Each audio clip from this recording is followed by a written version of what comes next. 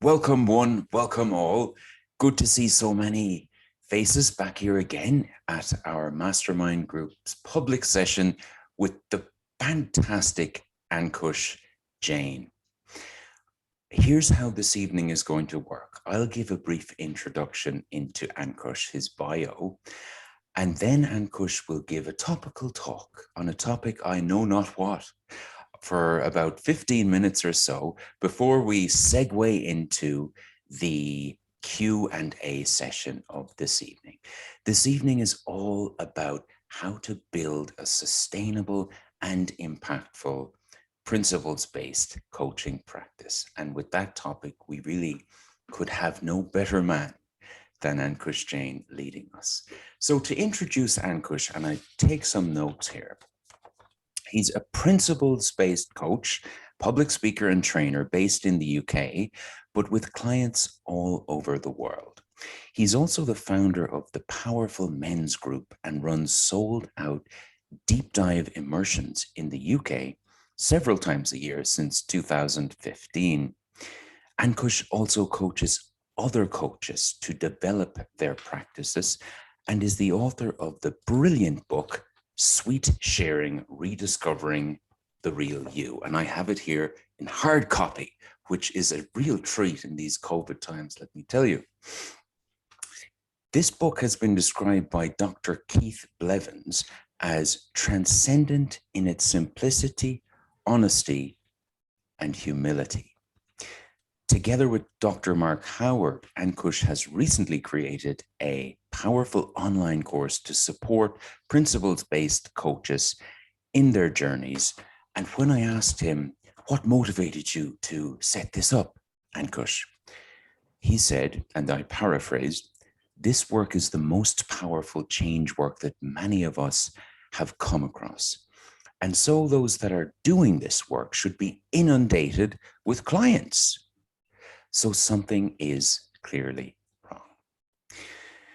The format of this evening will be, as I mentioned, a talk by Ankush for 15 minutes and a Q&A for about 45 or 50 minutes after that, before closing out with Ankush giving us a brief introduction into his course with Dr. Mark Howard. I've said it many times, with Ankush, you can sense his passion for service. And we, the members of this mastermind group that we call comically the Internations Alliance, are honored to have you here with us, Ankush. You are very welcome. Thank you, Thomas. I'm really surprised we didn't lose a bunch of people with that introduction. I'm sure they've not as interested in that as the rest, hopefully more interested in the rest of what I've got to say. Thank you for that. It's been, I should have you introduce all the things that I do. It makes me sound so much better than what I normally say myself, but thank you for having me here. As you mentioned, I'm passionate about this topic. I'm trying to put you on gallery view so I can see everyone as much as I can. Some familiar faces here as well. Good to see you, Sandy, after a long time. Hi. Peter, it's been ages since we spoke, a good few hours. Kari, great to see you here. Who else have we got? I recognize some more names. Not all on my screen, but yeah, really, really great to, and a bunch of people that I don't know, which is really nice as well. So, so I'm Ankush, and so as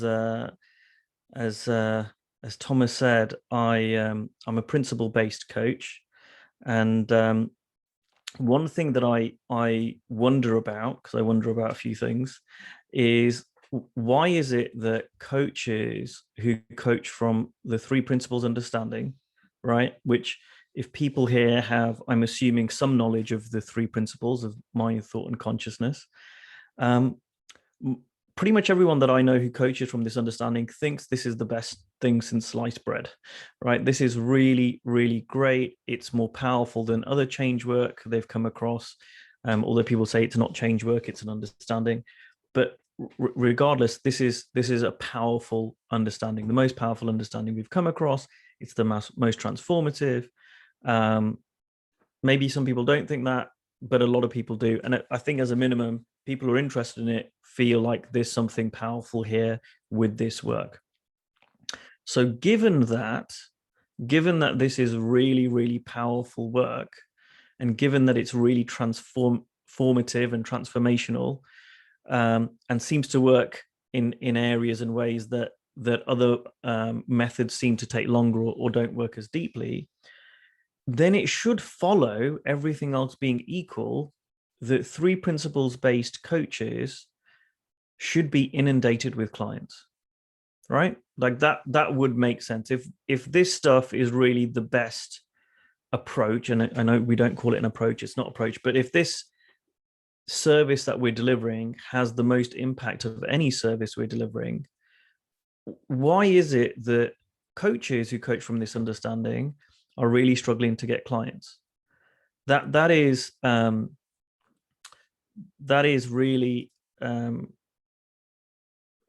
I ponder that. It's something that I think about, and I thought about it when I started coaching. So apologies to bore people like Birdie. You've probably heard me say this a million times before, but I started coaching in 2012. I fell into the principles, so I just wanted to be a life coach.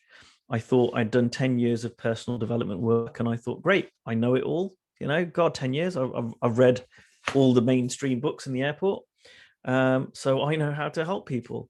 But maybe I should do a course first to find out how to coach, because there maybe are some techniques or ways to get across my knowledge to someone in a particular way. And so I went out looking for coach training programs, and came across a gentleman called Jamie Smart. And it was really funny, because a lot of what he was trying to sell me the course on, I was ignoring. It's like, I don't care about he's like, this is the best personal development program on the planet, and I was like, I don't care about that, in my arrogance, thinking that I just want to know how to coach. And somehow I thought, okay, let's go with this. But I didn't know anything about the principles. I just thought, right, I'm doing a coach training program.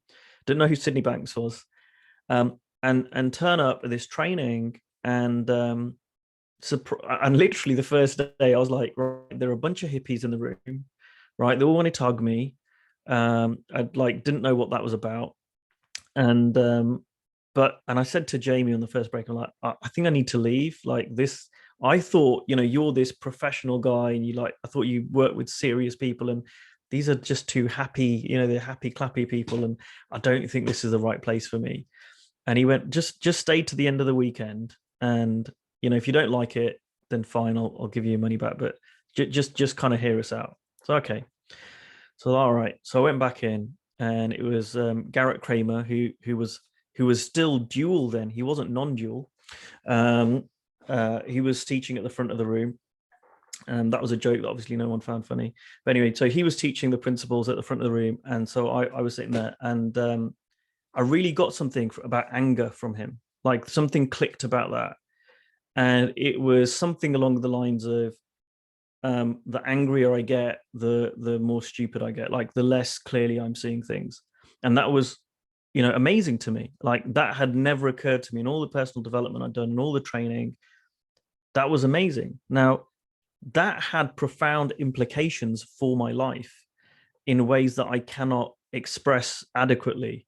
Literally, it changed my whole relationship with my family, because I hadn't realized how angry I would get and upset about small things. Probably everyone else around me noticed, but I thought, I'm not an angry guy. And then with this realization, I started noticing all the times I'd get upset and angry. It changed things at work, because I'd get angry when emails came in and people weren't doing what they told me they were going to do and making my life difficult. It changed everything. I started to see how outside in I was in life. And it was amazing. And I started going out there, and I was young and naive, and great, I'm going to grow a coaching practice in 3 months. I found the answer. This is amazing. And I struggled. And what was interesting was, not only was I struggling, but all the people around me who I had misjudged, they were not just happy clappy, they were really nice people, and I made some wonderful connections. They were struggling too. And so I got to the end of the course, and I was like, well, so much for quitting my job within 3 months. I haven't even made the course feedback. But I stayed on the path. I did another year training, and went deeper into the principles, saw a bit more. I did start getting some clients.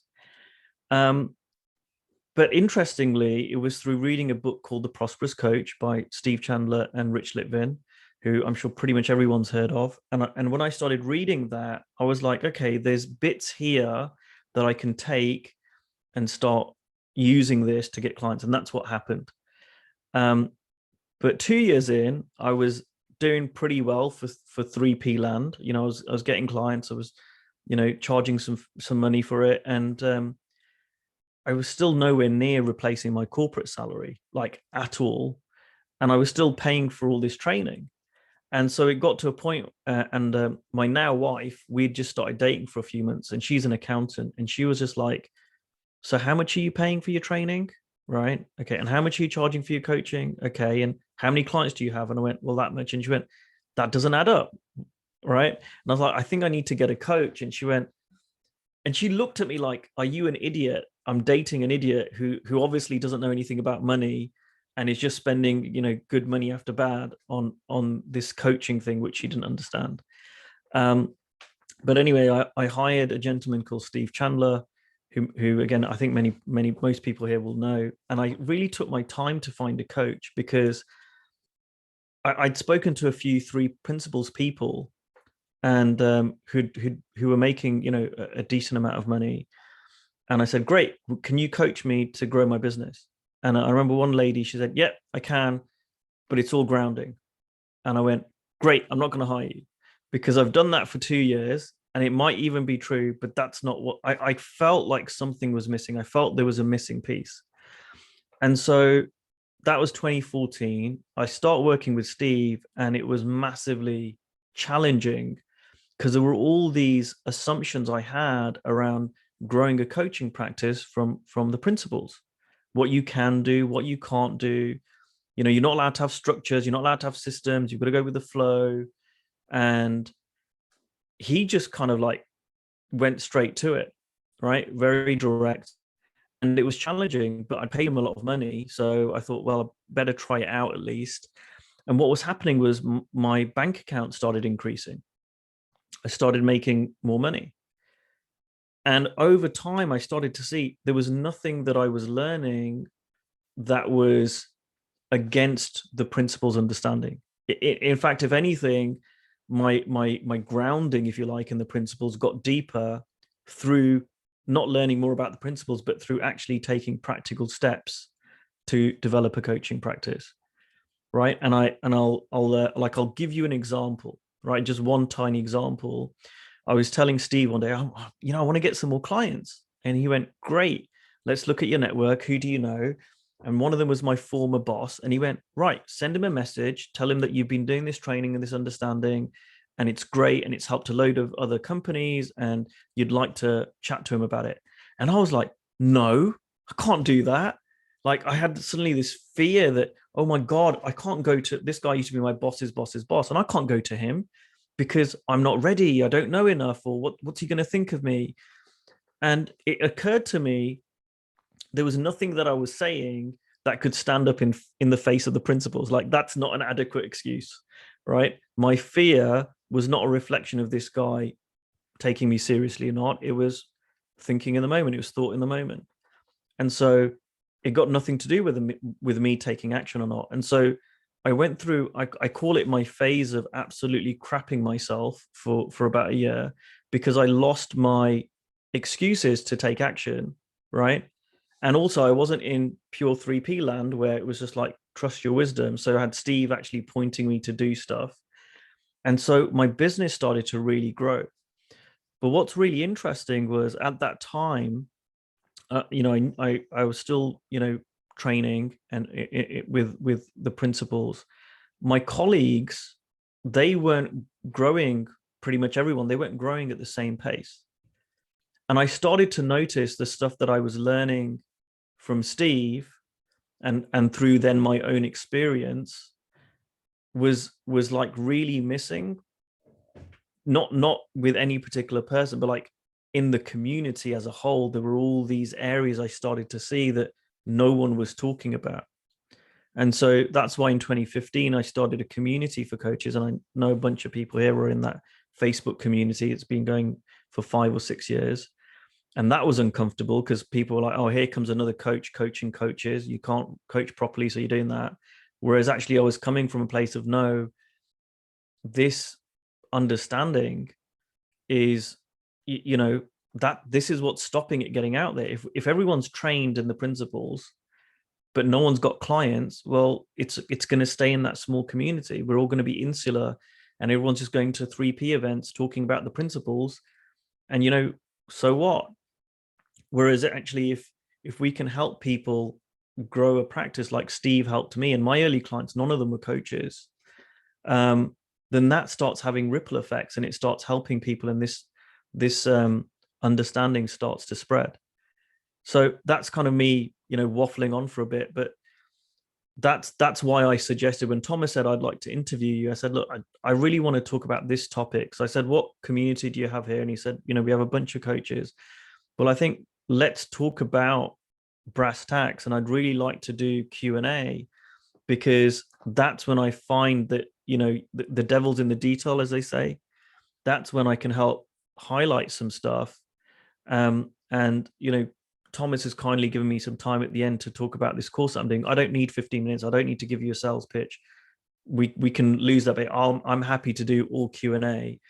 And I just really want to help people, right? I think if people on this call come away from this and can implement some stuff to actually help them make more money and create clients, and do it in an ethical way with integrity, in line with the spirit of the principles, then everybody wins. Ankush, that was brilliant. Thank you so much. And I would say to everyone in attendance, on the reactions tab, please press raise hand if you have a question for Ankush, given that most people here are coaches, and Ankush is talking about how to make our lives more prosperous. I'm sure many of you have questions lined up. I'm going to get the ball rolling, Ankush, by asking you this. So in your talk just now, you said you went through 1 year of basically crapping yourself before you kind of broke through that barrier into the next level. What was the final hurdle that you had to break through to realize that it was time to kind of move forward? There wasn't really a final barrier. And in terms of, I say I spent a year crapping myself, that was like an intense crapping myself, but I still have that. And there was a moment when I realized, oh, this isn't going to change. There's never going to be a point where that stops. Now, look, in the start of this call, right, you know, I said to some people who are, you know, my son wasn't very well. I was busy kind of living life and dealing with him and whatever. But I didn't really have any thinking about this webinar, because, you know, I've got now experience, and I've done so many of these sort of things. But I'll get fear about something else that I haven't got experience about. That's just normal, right? So there's never really been a final step. There've been lots and lots of little steps. There've been lots of insights. I've actually just recently started writing a book about my journey as a coach, which I've been meaning to do for a while. And it's really fun because it's reminding me of what my journey was, and, you know, what I'd learned. And I was like, oh yeah, that was the first time I signed up a client for a package. Oh yeah, that was, oh, I remember when I created my first website and the fear that I had. And a lot of my business was built, you know, on Facebook. So I'm literally going back and finding my old posts as I'm writing my chapters of my book. And it's amazing it's like literally looking back in time, and there's no difference between what I was writing and what I see, you know, coaches writing now. You know, I was just a young new coach with the same questions as everyone else. And it's really been a journey of, like, you know, not even 1,000 steps, 10,000 steps of learning a little bit, learning a little bit more, learning a little bit more. And I think a pivotal moment perhaps was when I did hire Steve, because it was like I'd spent, you know, so much money at that point. and time, which was more important. And I'd got to the stage where I was like, either my work is going to sack me because I've been spending all my time doing the bare minimum at work and trying to build my coaching practice. So either I'm going to have to focus on coaching or I'm going to have to focus on the business. And I didn't know if it was going to work, but I was like, right, this is my last roll of the dice. I'd saved up all the money I'd made from coaching, and I used that to pay for Steve for the first kind of round of coaching. And then it started to take off, but it still wasn't easy,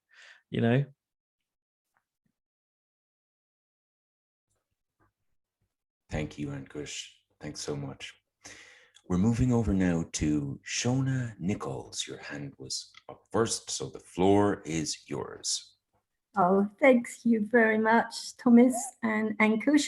And my camera's off because my internet's a bit unstable, so if it goes really bad, let me know.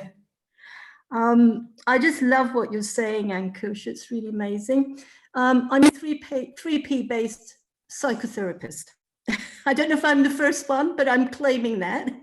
I'm claiming that's what I do, and because we get such a knocking in the 3P world.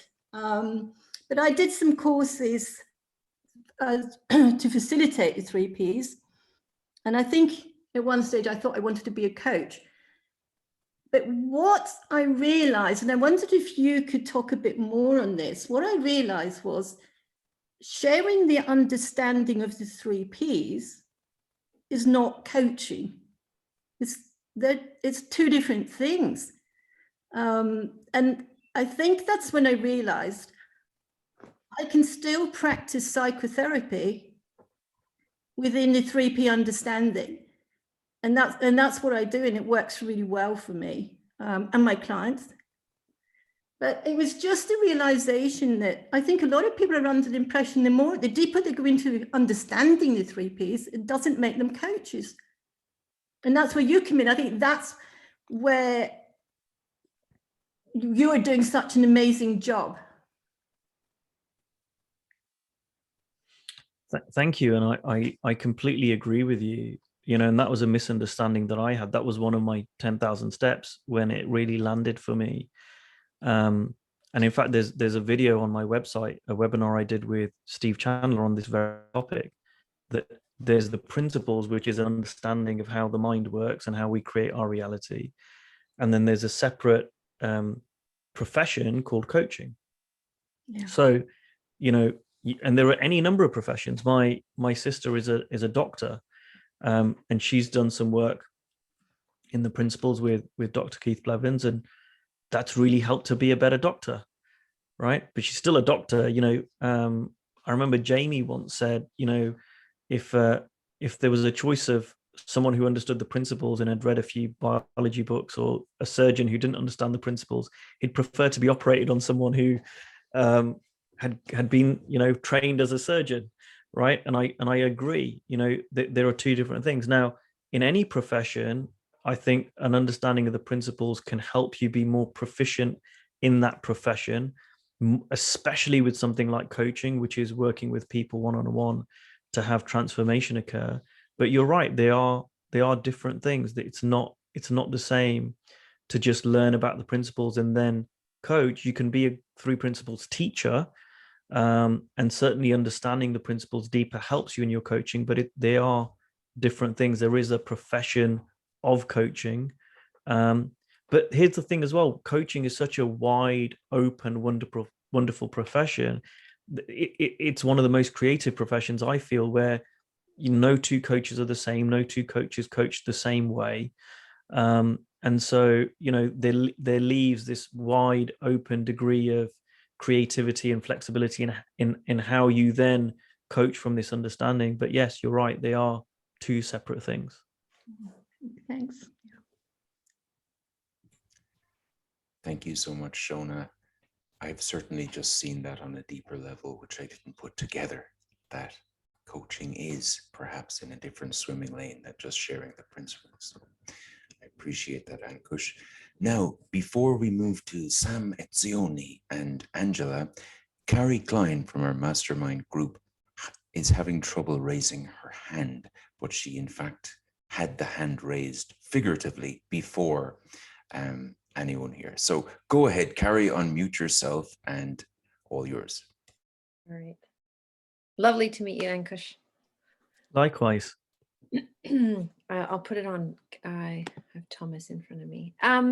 I love that you've made this distinction. It's been something I've been grappling with, and I am in a profession. I'm a chiropractor by profession, and our whole profession gets very insular. So I'm very aware that once I got into 3P, I'm like, oh shoot, this is the chiropractic bubble happening in the 3P bubble. Oh shoot, like it's beautiful in here, but I can't share this. And it was transformative for me personally as a professional and burnout, but it was also transformative for me in practice. But the thing that I was finding is that this thing that's so transformative, just what you spoke to, looks like it has this inverse relationship to the ability to actually get it out there. And I'm like, what is going on? I don't get it. So when you mentioned the Steve Chandler, Rich Litvin, I've been to a Rich Litvin intensive, and I started to see that, oh, this is the business of chiropractic or of coaching. Maybe mine's more of a comment. I just want to say thank you for sharing the distinction that there's the teaching, because now I'm bringing principles into with my patient interactions, and it's making a difference. And I do want to teach and I do want to coach, but I don't have to give one up for the other. And I might find in one time one's pulling me more than the other. Like I have this vision of coaching. But man, I struggled. I left chiropractic and I'm back. So it's like, thank you. Anyway, maybe it's just a relief. I don't know, to know that I'm on the path and it'll keep revealing itself for me. And to hear your story was just so helpful. So thank you. Oh no, thank you for sharing, and it was a relief for me too, that I can do it my way as well. That's the other thing, because because it wasn't working for me, and I don't know, maybe other people can relate to this. It was like I'm doing something wrong, right? Like there's something wrong with me. I'm not getting it, and it was really nice to be able to just kind of furrow my own field and find out. And, whilst I'm really clear, like there's coaching and then there's teaching and they're different things. What I also know is my clients don't care, right? So there's all these paradoxes in coaching. Whereas when we're in front of someone and we're coaching them, I would say like, there might be one or two people who really care about how you coach them if they coach or something, but people just want to be helped. And that's me as a client speaking as well as a coach. If I hire a coach to help me with whatever, right, whether it's, I don't know, if I hired a fitness coach, or I wouldn't care what techniques they used. I wouldn't say, well, are you using this model of training? Or like, no, I don't care. I'm like, can you help me? Yes or no? And so, I probably do, but not probably, I do. And there are, some of my clients here, so they can attest to this. I don't do pure coaching. I do a bit of coaching. I do a bit of consultancy. I do a bit of teaching. Sometimes I don't know what I do. Sometimes stuff happens through me. There've been times when stuff has happened and it's not come from me and I can't explain it. I don't know why I've said what I've said or done what I've said in the moment. And so it's just kind of a mixture of everything that I do. But what's useful is to know that, right? Like it was useful to me to know, well, there's this thing called coaching, right? And that isn't the same as just teaching the principles. Now, I may teach the principles to someone or point them in that direction who's hired me for coaching because I think it can be helpful. But yeah, they are different things. And for me as well, even like following Steve and Rich and people like that, what's also been great is to see that, again, there's no one way to do that. And Steve's got this wonderful saying of tools, not rules. So everything I've learned from him is like, look, this is a guidance. And there've been times when he said, if I were you, Ankush, I would do this. And I've gone, no. And it's just, and that's okay. And I remember like working with Steve in the first year, I said, Steve, about 50% of what you share, I do verbatim. And about 50% I do the exact opposite. like, you know, and it was like I was revealing something, and didn't know how he would take it. And he said, that's fine. He goes, I don't care if you do 100% the exact opposite, as long as it's helping you. Right. So, you know, I wouldn't suggest anyone needs to do, you know, copy my journey or what I've done. I hope it's helpful. But again, take it for yourself for what it's worth, and follow your own wisdom and your own gut to see how that makes sense for you. Right. Yeah. Thank you for that. And I guess the question on the back end is just the listening to your wisdom, but actually, you know, when you said that you had a year of kind of crap in your pants, like, I feel like that is the thing that's in my way. I'm just not reaching to the people who I know I can truly help. And I just at some point have to just take that step and know that sometimes it'll land, sometimes it won't. And that's going to be the journey. That'll be the path it'll reveal as I go.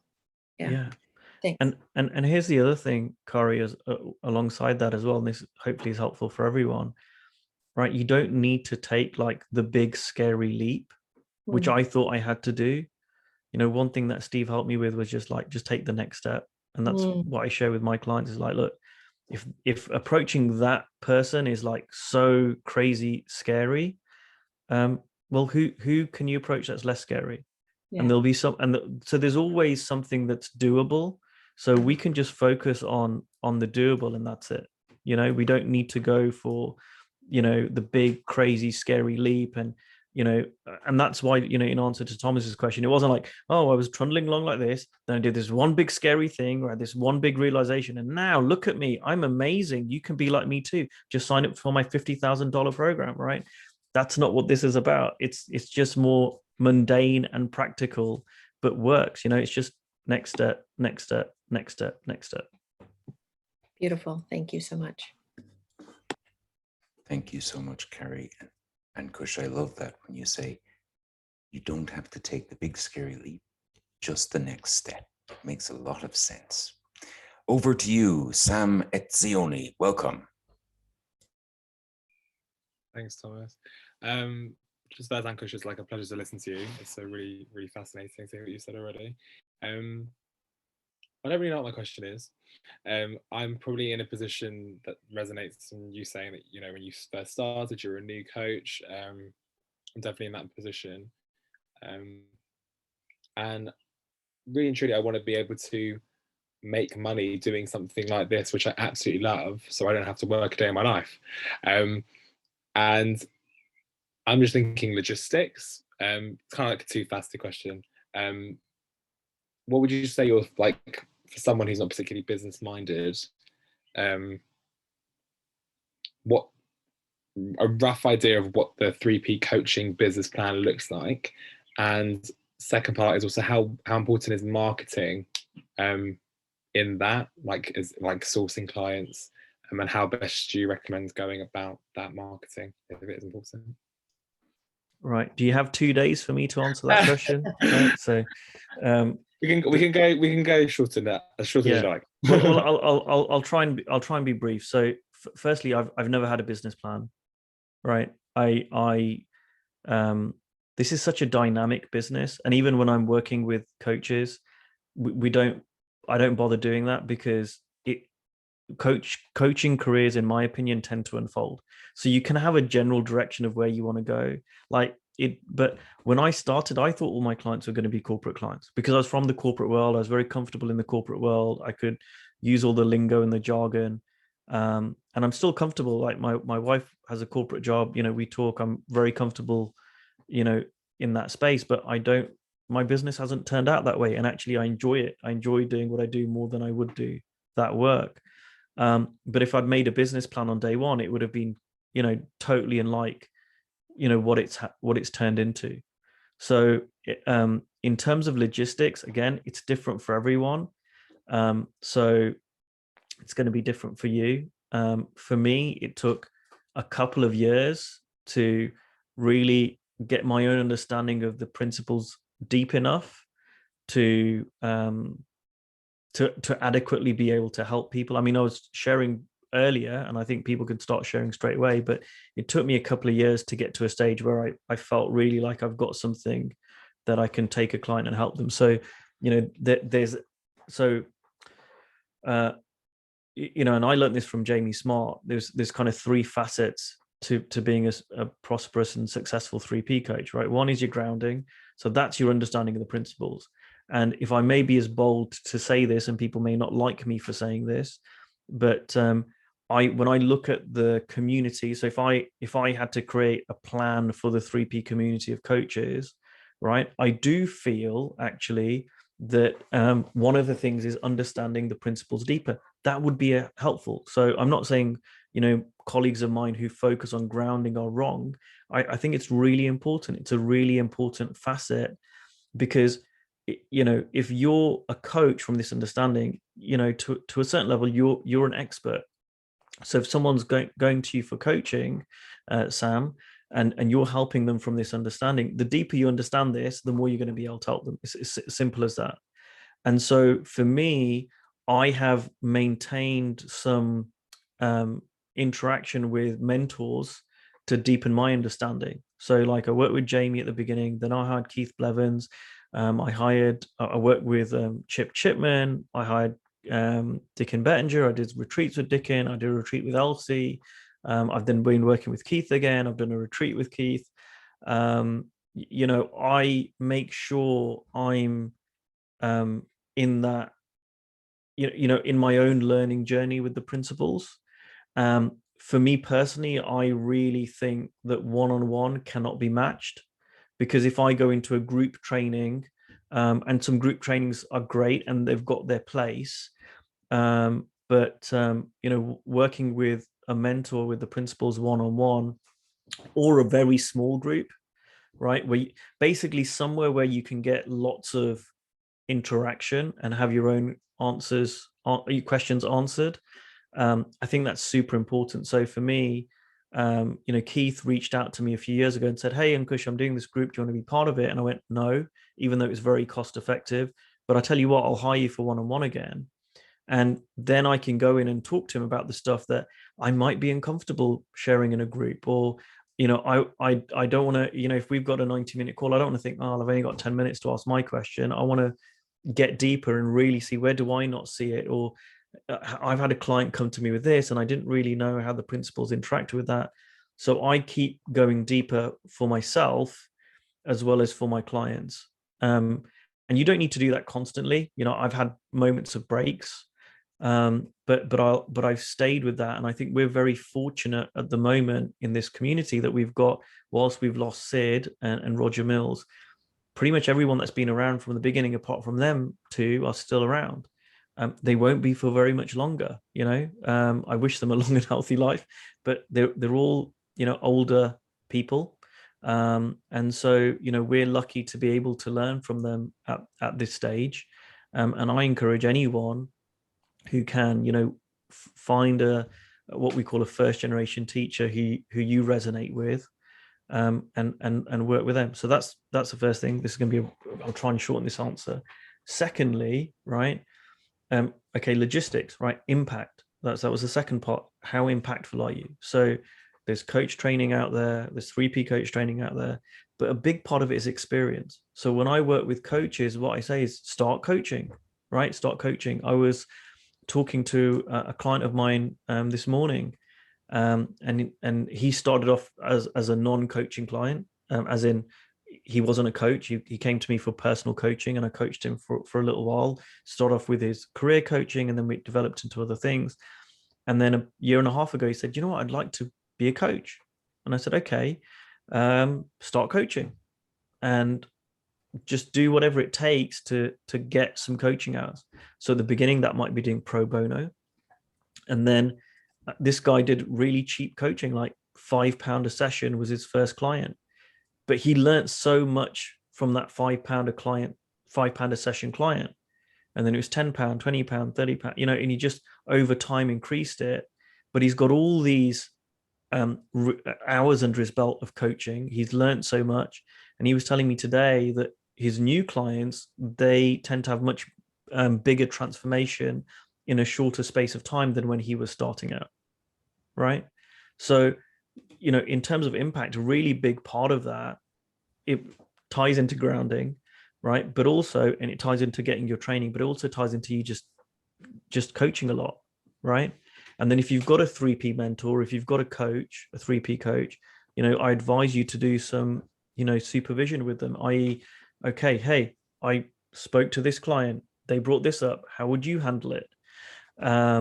Right? That's kind of on the job. It's like if you're a basketball player and you've got a coach and you're saying, like, every time I throw the ball I don't know, I don't really know basketball terminology, but I'm trying to shoot a 3-pointer, when I'm in the middle of a game, I miss it or something. Like, you're looking for them to get feedback. What do I do differently? How do I train?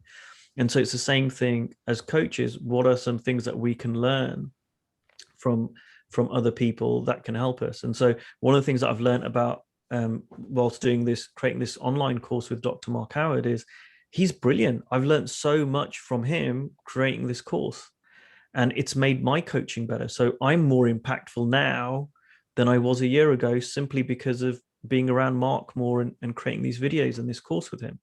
So that's kind of the second part, right? And then the third part is the commercial part, is the business part, if you like. Does marketing play a role in that? Yes, but not in the way you think, right? So, coaching practices, like my business, like the course that I created with Mark, we called it Impactful and Sustainable. We really wanted those two words in there because, one, it's got to be impactful. If you're a really average coach, if you're not really having deep impact on your clients, you're going to have to do a lot more marketing because you're going to keep needing more clients coming in. But the more impactful you are, clients are going to renew with you and they're going to refer you, right? So, and I've had clients who've come to me for one thing, and if the work's really impactful, they'll often say, you know what, can we now also look at this? And it's grown, the remit has grown. And sometimes it doesn't, and that's fine. There's no pressure. But how good you are as a coach is so important. And I know people say to me, oh, I tried the prosperous coach approach, but it didn't work for me. And respectfully, they need to be better as coaches, right? And again, I'm not saying that judgmentally. It's like, it's just, the greater your skill is. And this is true for me too. I'm not the best coach in the world. I'm still learning. I'm still growing. And the more that I do, the easier it becomes in my enrollment conversations, because it's better. It's like if Sydney Banks, right, was alive and he wanted to get clients, he wouldn't really need to do an awful lot, because the impact of talking to him would be so massive, right? He wouldn't need a lot of that. So that grounding, that's why that's so important. And then obviously the impact that comes from that, right? And then that flows through into the livelihood piece. So now again, with the livelihood piece, pretty much everything that's out there for coaches, in my opinion, is just wrong. Some of it's harmful. It's not helpful. I made a bunch of mistakes. I increased my fees too much. I tried to do these big packages. It didn't work. When I started working with Steve, I was really surprised that he said to me, maybe you want to lower your fees. And I was like, what? You're the prosperous coach guy. Surely you're going to tell me to charge higher fees. And he was like, you're not a prosperous coach if you've got no clients, right? So it was just very practical. Get clients in through the door, do what it takes to fill your coaching practice, get that experience. And then if you're good, that your business grows through word of mouth, right? And over time, like, I don't need a ton of new clients. I know it's very likely that, more than half of my clients, when I finish their current coaching engagement, they're going to want to renew with me, right? So that keeps my business sustainable, and they're going to refer me to other people, and I'm happy to refer them to other people, right? So that is marketing in the widest sense of the word, but that's got nothing to do with, my email list for many years. I was a 6-figure coach. I had less than 100 people on my email list, right? Even Facebook, I use Facebook a lot, but you're allowed 5,000 friends or something. I don't know how much I've got now, but I was like way under that limit. I didn't just go randomly adding people. My likey page, my business page, whatever they changed the names for it on Facebook, had like 1,000, 2,000 followers. Again, YouTube, I've got followers, but it's not, I don't have, you can look anywhere on social media. I've got a lot of content out there, but I don't have tons of followers, right? And I've coached people who have got way bigger social media followings than me. One of my clients is an influencer on Instagram, but yeah, great, he's got great marketing, but what I coach him on in terms of on his business is, look, it's person to person, it's the next client. And again, this is where it ties into the principles, where we've got that in spades in the principles around that relationship piece, and it really is a relationship business. Whereas I think a lot of people who are coaching coaches, it's all this big marketing machine, right, which works better for courses. But actually, if you're trying to create a one-on-one coaching practice, I mean, there was a lady who went on Oprah, like, I don't know, 3 or 4 times. She got all these best-selling books, and then she wasn't getting any clients. And she hired Steve Chandler, and she was like, Steve, I don't understand. I'm doing everything right. I've got this big following. I've got best-selling books. I'm on freaking Oprah. Why? How come I haven't got any clients? And Steve said to her, what kind of imbecile, what kind of idiot would hire a coach because they saw her on Oprah? Right? And it's like, that makes sense. You don't go, right, I've seen someone on TV, let me hire them as my coach. No, it's impressive. You go, wow, I bet they're busy, but you won't hire them. And that's the same thing for me. When I've hired coaches, it's all been through that relationship. Even working with Steve, I was on his email list. I listened to his audios. I read his books. Like, it took me a long time to end up having a conversation with him.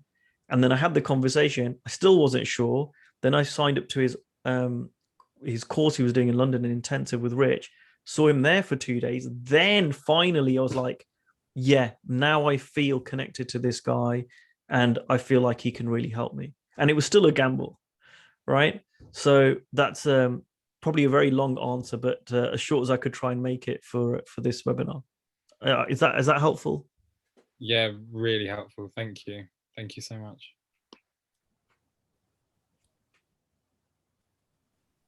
Okay, Ankush, we're moving over now to Mastermind member Angela. Hi, Ankush. Hi. That was really great, and it did answer some of the questions that I was going to ask, but something else has come through.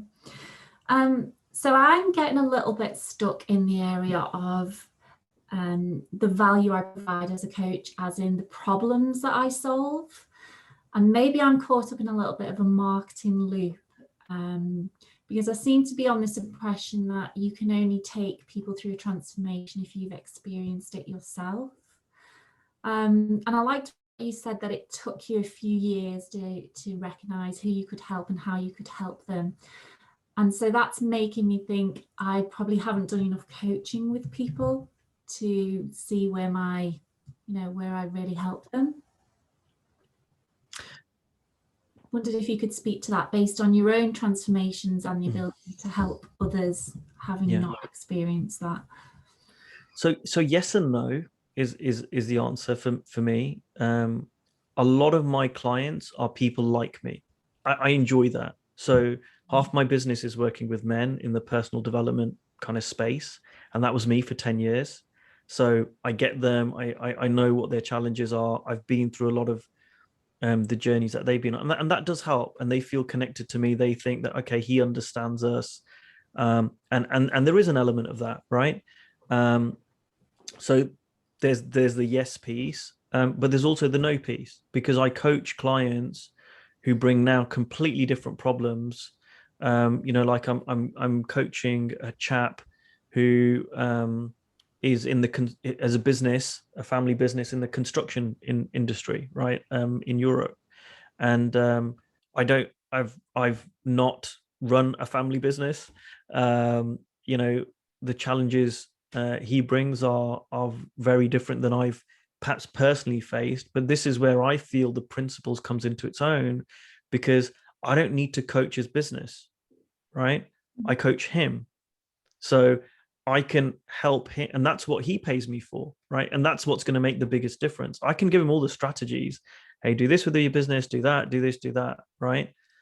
But actually, and do you know what, to be honest, I do sometimes have some of that, because I've got an interest in some business strategy and whatever, but most of what I do is coach him, the person, right? Because what's going on is he's got a misunderstanding. Like, it sounds almost cliched, but one of his biggest challenges, he's got a misunderstanding of where his feelings are coming from. Like, that is the biggest issue in his life, right? And so that's what I help him with, and it's helpful, and he sees that it's helpful, right? That's pretty much with all of my clients. That, you know, it's not the only thing I do, but it's a really big part of what I do. And so that's what's so great about the principles, that you can coach anyone. You know, I recently finished coaching a guy who was in corporate, and his kind of boss had paid for it, and you know, he was older than me. He was much more senior than I was ever in corporate. He had challenges that were like the exact opposite of my challenges, right, in terms of how he was perceived. But again, a lot of it was just coming back to it. The challenge wasn't what was going on. The challenge was his interpretation of what was going on, right? So, yeah, it can help to coach people with what you've gone through. That's a great place to start. If you've gone through a particular challenge, that's great.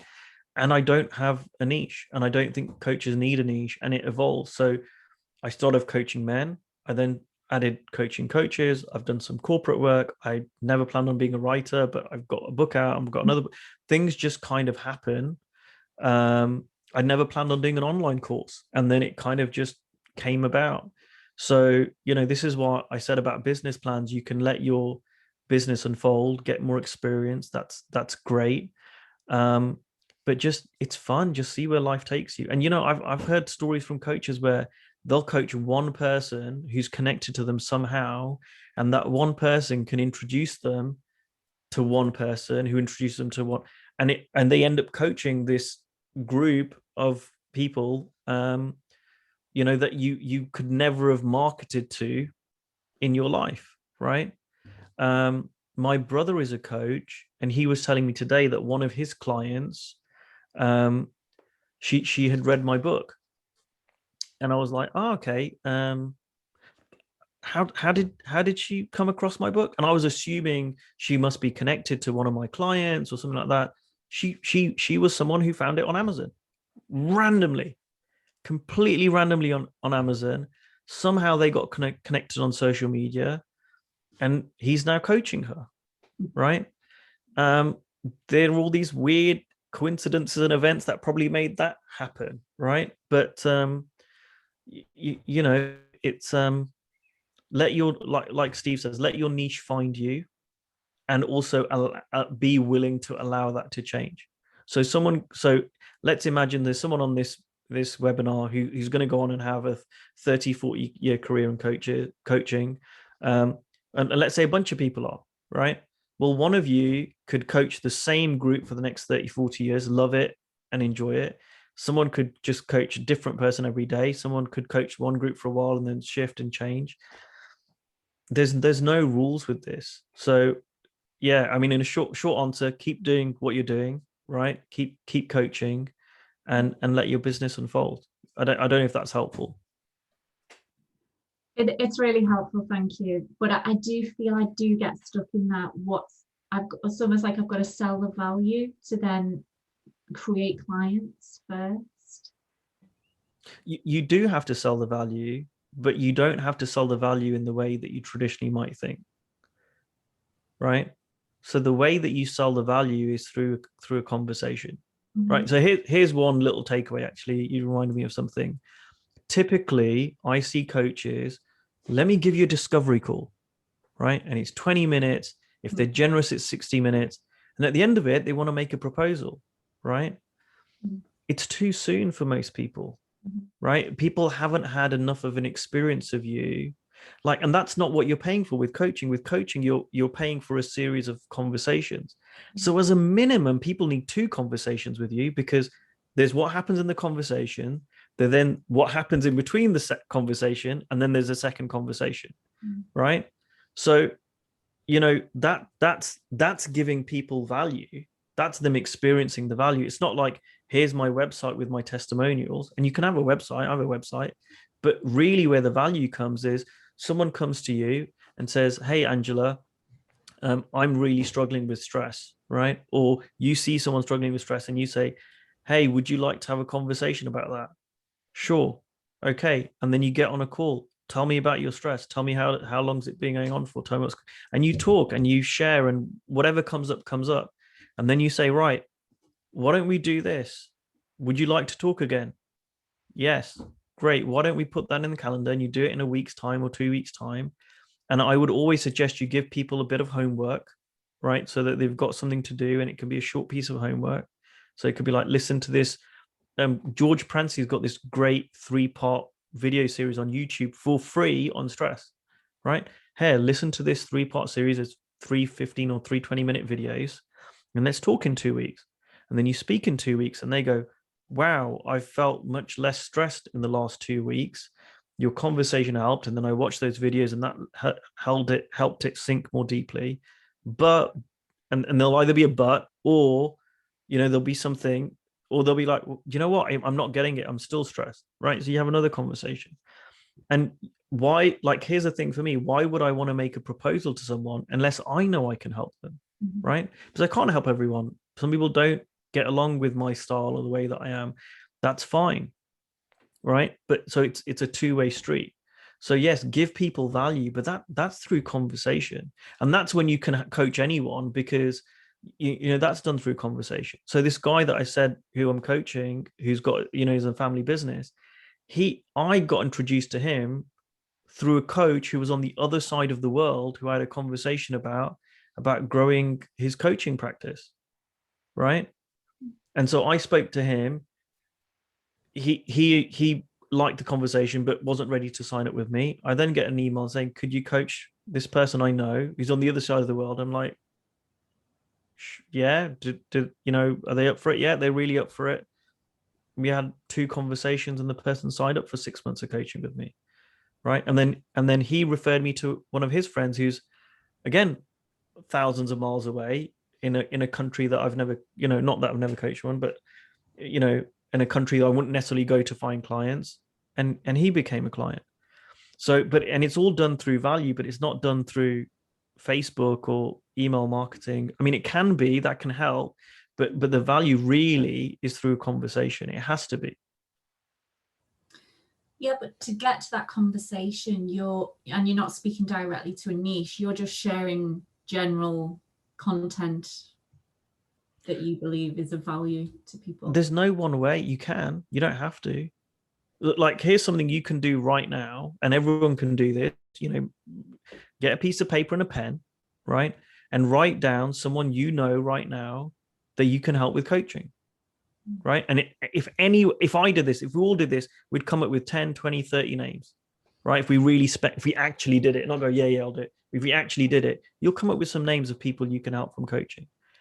And you can literally go to those people and say, hey, would you be open to a coaching conversation? There's no charge. I'd love to share coaching with you. I thought you're someone who might enjoy it and you enjoy the experience, right? Or would you like to experience a couple of coaching conversations?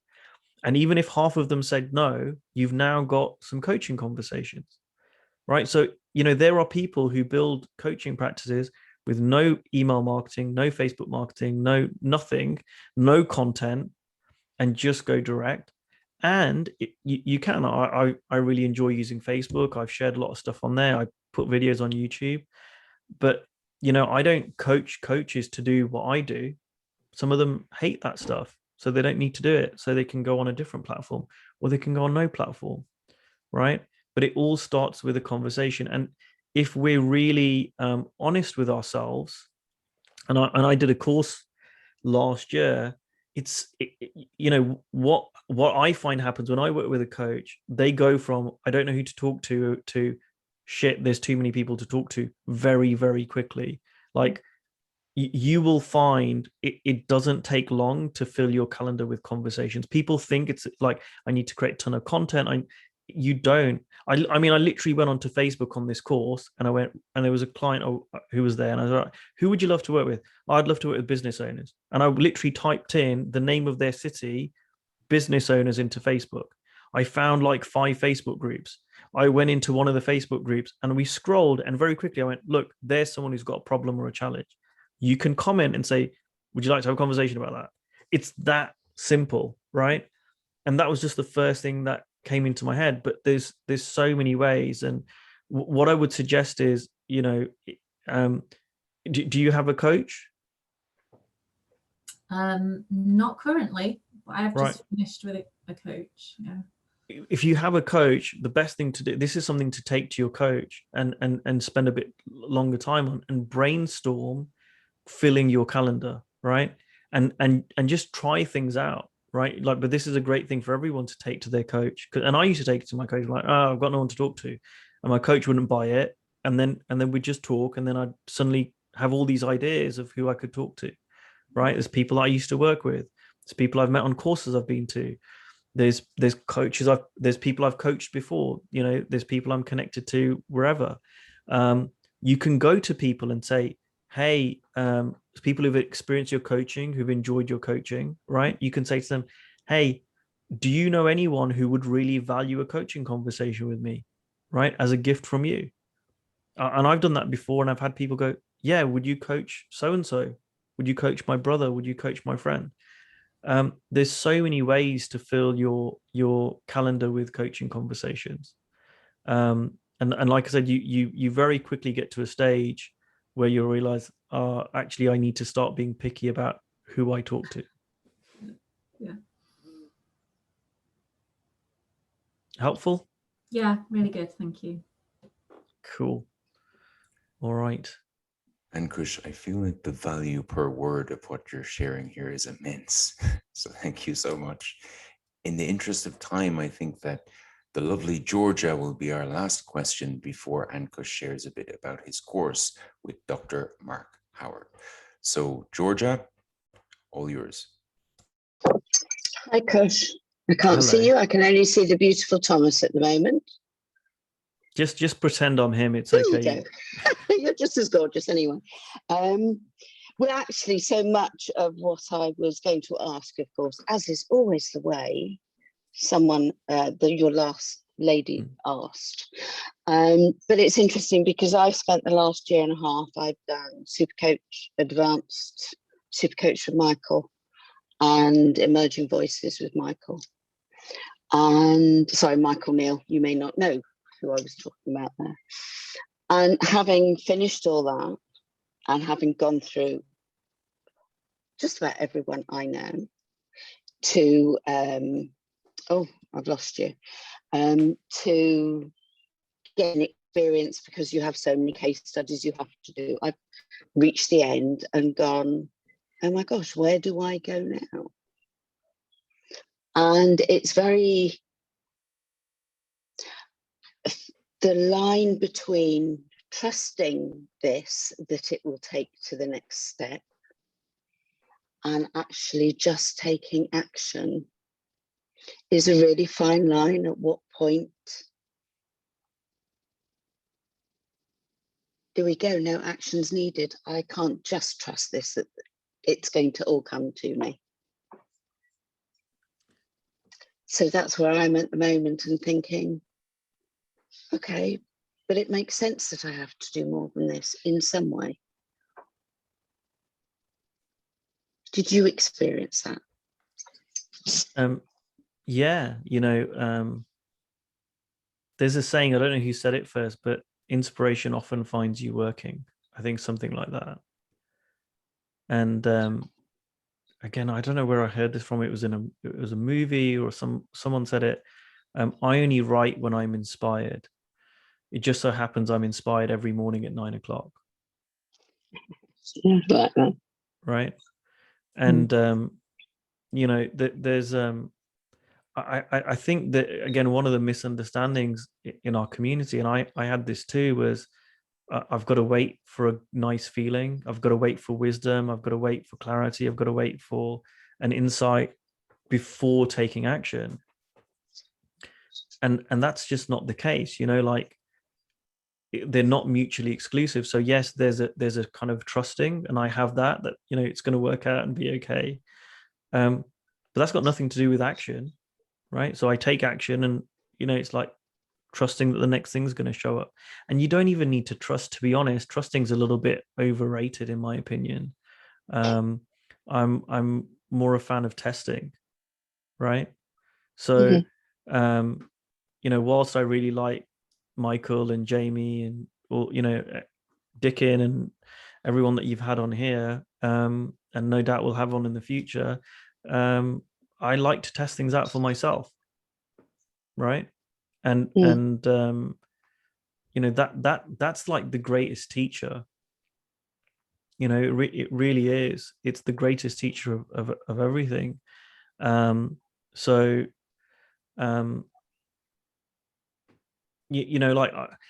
be honest, like, I do get inspired a lot. I do get things, but I remember a couple of years ago, I got to a point in my business where I'm like, oh, I don't know what the next thing is.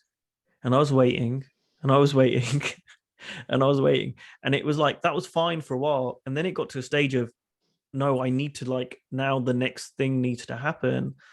And I had a conversation with Steve and Steve Chandler. And I was like, Steve, I've got like 4 or 5 ideas of stuff that I could do, but none of them is calling me.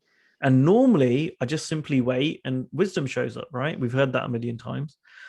And I go, it's not working this time. Like, what do I do? And he went, right, here's what you do. And he's so deadpan. I'm like, right, I'm taking notes. And he goes, right, write down all the ideas on a piece of paper. I'm like, right, write down all the ideas on a piece of paper. Got it. And he goes, put the piece of paper in front of a dartboard. I'm like, what? And he goes, then throw a dart at it. And I'm like, all right, now you're pulling my leg. And he goes, whatever the dart lands on, do that next. And I was like, very funny, Steve. And he was like, I'm serious. He said, it doesn't matter what you do. It really doesn't matter. And what happened was I went, okay, well, all right, that one. And I picked something, and the thing was doing a 1-day course for coaches in London, right? And I thought, I'll just do this, lower cost 1-day course for coaches. This is a few years ago. And I did it. Now, in doing it, I started to realize, because my initial plan was, I'll do one of these, every couple of months, right? But when I did it, I realized, do you know what would be really cool? If I did a weekend. And it kind of evolved as I took action. And then I did a few months later this weekend thing for coaches, which was much better than the 1-day thing I did. I charged more money for it. We sold out, and people loved it. They really enjoyed it. Now, I wouldn't have got there had I not done the first thing, had I not done the 1-day course, right? And so, I mean, and it's like with everything, my book, when I wrote my book, I took it to a publisher and he went, basically, it's too raw. It's not good enough. And I was really upset about it, for ages, like, oh, it's not good enough. And then I hired an editor to help me, basically turn it into the finished product. I almost doubled. I think I added something like the manuscript was about 30,000 words, and I think the final book was 55,000. I mean, it was a lot that was added to the book, and but I wouldn't have got to the 55 had I not done the 30. Right? Like I needed to take that, and I remember I asked Steve for some advice around writing the book, and he went, just write. And that's the same with coaching. Just take the next step. And again, like I said to someone else, like, just do the doable, right? Because there's always something we can do. There's always like the next step we can take. There's always the next person we can reach out to. And for me, the trusting part comes when I think, oh, I'll eventually run out. But, this is one of those things that you don't, things unfold, more opportunities show up. All right. And if we look, and by the way, let's look at people who are successful in our community. Michael, Jamie, George. I wouldn't say any of them don't take action, right? They're all massive action takers, huge action takers, right? I remember hanging around Jamie one weekend when he was talking in Norway, and I flew with him. This is very early on, and I was exhausted just watching him. It wasn't like he would just like float around on air and just, be in the spirit of the principles. He was working. And I find that I work harder now than I ever did in my corporate job. I enjoy it. It's not bad. I love it. And I still think I work less hard than I would have had to at this stage of my career had I been in my corporate job, for sure. Right. But, you know, to me, that's not, the principles isn't about, you know, it's the opposite of lie on a beach, work 2 hours a week and make 7 figures. You know, that's not the principles. You know, the principles is an understanding. And if you feel drawn to coaching from that understanding, and you're a coach, will coach, you know, and in the profession of coaching, right, there are, you know, things to do, people to coach, you know, maybe something to write, maybe an event to create, you know. I was working with a client recently, and she said she's very successful as a coach, very successful. And she said, my dream's always been to do a retreat. And we had 10 minutes left of our final coaching session. And I went, great, let's create it. And she went, what? And I was, let's do it now, 10 minutes. And she went, okay. And I said, tell me about it.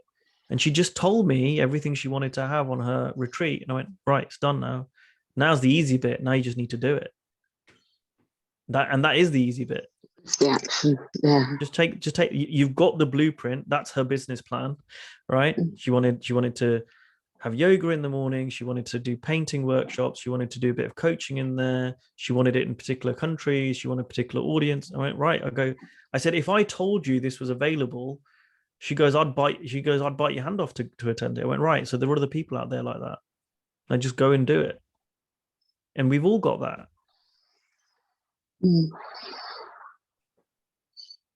I guess it's just, my thing is how I reach the audience, but if I don't try it, I can't bloody reach them.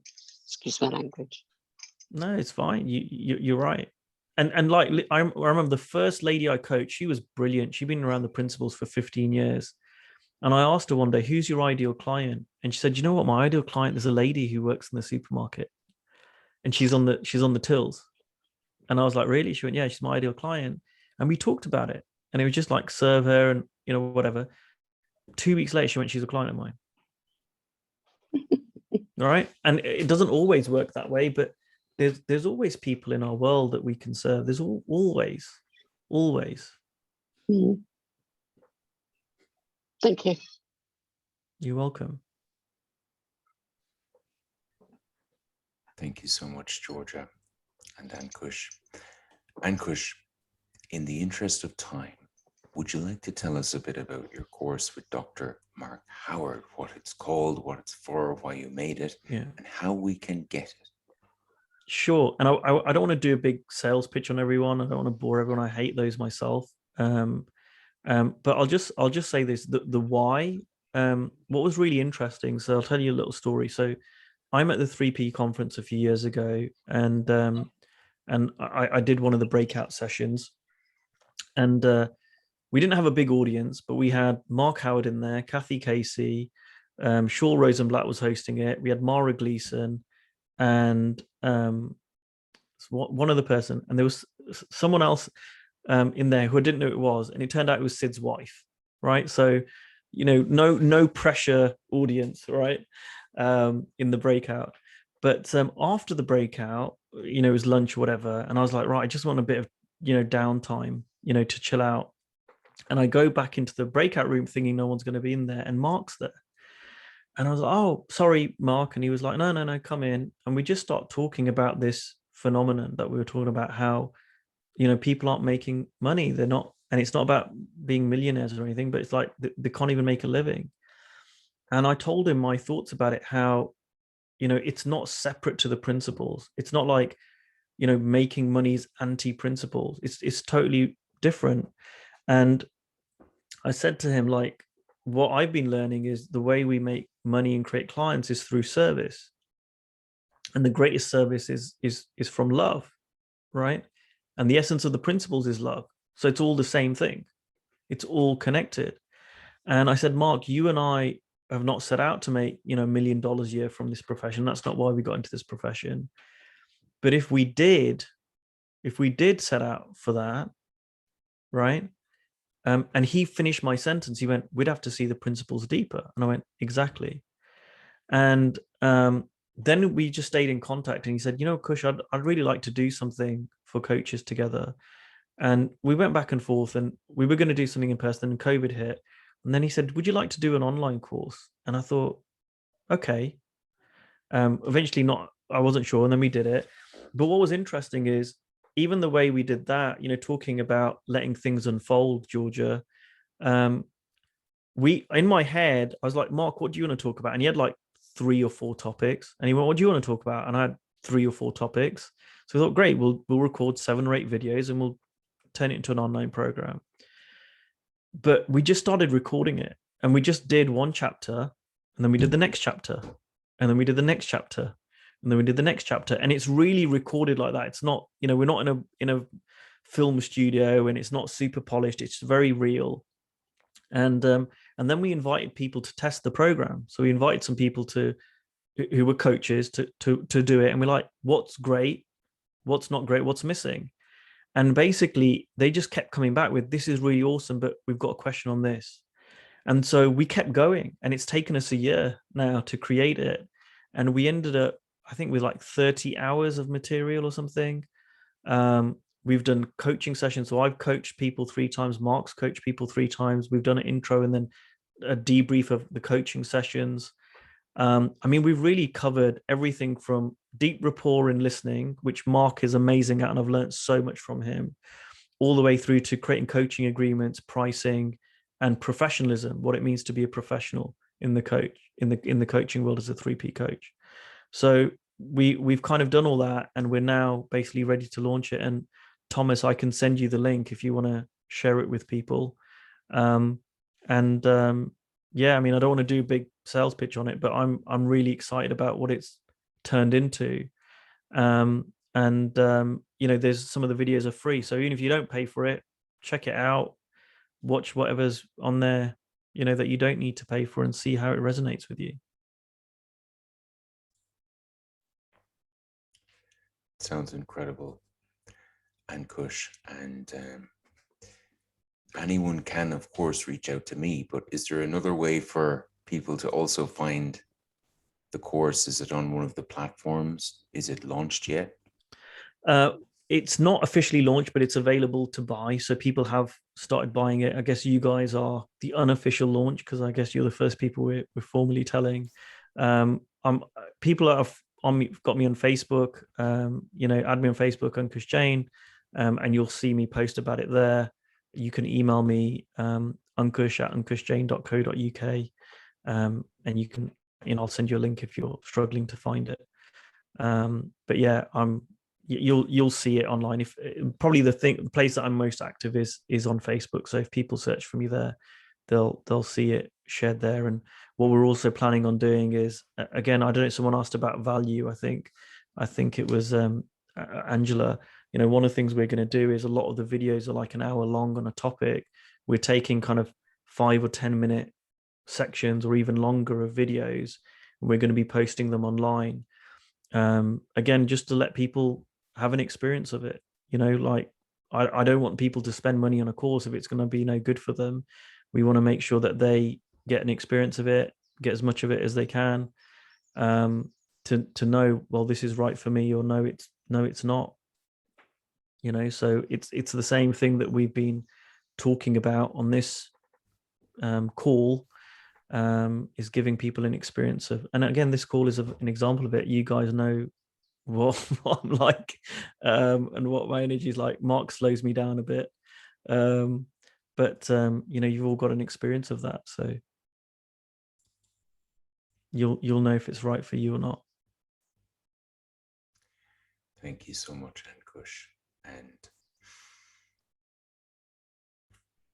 that's a wrap. We're on the time's up, basically. But if you would like to unmute yourself as you leave the room and say thank you to Ankush for the value of his time and presence and wisdom, please do that. And Mastermind Group members will stay behind with Ankush if he wants.